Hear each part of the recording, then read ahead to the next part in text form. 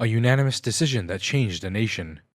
On this day in history, May 17th, 1954, the Supreme Court ruled 9-0 in Brown v. Board of Education, declaring racial segregation in public schools unconstitutional and overturning 58 years of the separate but equal doctrine. In 1896, Plessy v. Ferguson established that racial segregation was legal as long as facilities were equal. For decades, southern states used this ruling to justify segregated schools, parks, and public spaces, but the facilities were never equal.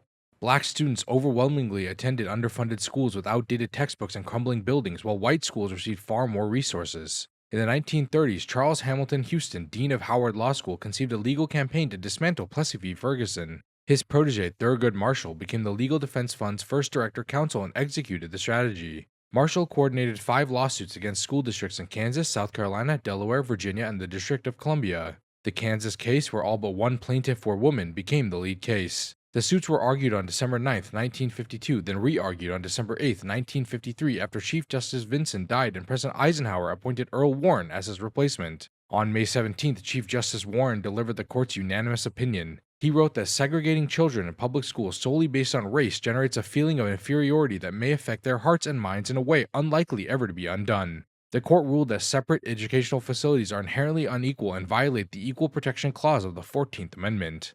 The next day, May 18th, Greensboro, North Carolina became the first southern city to announce it would comply. A year later, in Brown 2, the court ordered schools to desegregate with all deliberate speed. The road ahead would be long and violent, but on May 17th, 1954, the legal foundation for Jim Crow finally cracked.